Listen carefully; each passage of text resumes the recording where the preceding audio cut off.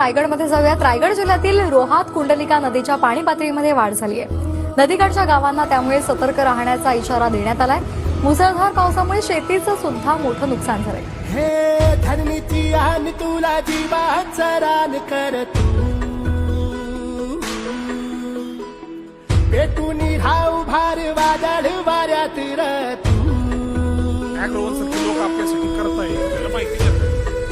एकदा ती माहिती मिळाली की आपण आपल्या वावरात हे धरणीची आन तुला जीवाचं रान कर तू